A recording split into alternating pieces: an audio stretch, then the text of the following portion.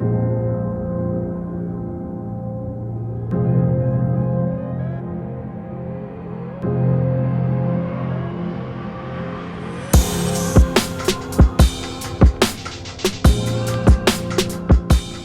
name's Adam Miller. This is my studio in Brooklyn, and I'm a painter. I've always been drawn to painting the figure. I started off working in comics. You know, comics had a very strong similarity in that you have a series of characters, and people get to know those characters really well, and they're connected to them. And so as an artist, it was always exciting to come in and reinterpret that character. You could put your own spin on it, and people would understand the subtlety of what you're doing because they understand the character you're dealing with. If it's the X-Men, if it's Batman, if it's Wolverine, they know the story, and you give it a little spin, and what happens is their mind immediately goes to the subtleties of your own presentation.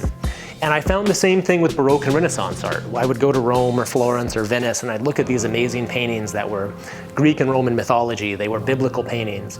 And I saw exactly the same thing. There was a continuity of story and character.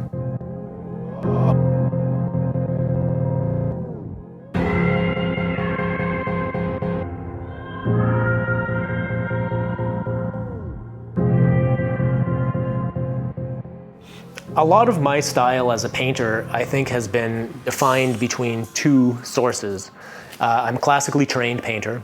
I learned to paint in Italy and was deeply involved in studying the old masters. And I spent the last decade of my life here in Bushwick in New York. And that, I think, is where I started to bring in more of the contemporary sensibility. When I think about classical painting, I think about scenes, I think about narrative, about the idea of looking at a painting as a story that isn't about an individual. I feel like a lot of art today is about the individual. It's about an individual person, a psyche, a single figure. But to me, the real drama and excitement comes when you start putting people into a story together and they interact with each other. And I think that's actually what our identity is about. Our identity is part what we want it to be, and it's part what other people say it is. And it's in that debate and that battle that can unfold that you get really great drama.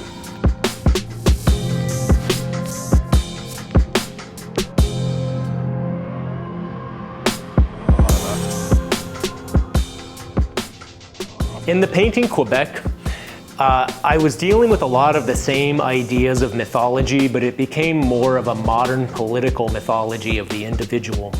How you take a state that's filled with the First Nations who were there from the beginning, the French settlers, the English settlers, and all of the tensions that existed between these people and how they constructed their identity. That was the subject of the painting. So it's still mythology, but it becomes the mythology of identity in a modern state. There's something magical about this scale. You know, it affects you emotionally. I find small paintings you tend to think about. You look at the people as smaller than you, but when the people are this size, when the painting is this size, it swallows you, you know, it takes you into its world. Moving forward from Quebec, I want to continue to develop this large narrative, this idea that painting can talk to people about their culture, about their identity, and it can tell a big story. You know, I don't want to go back to telling small stories.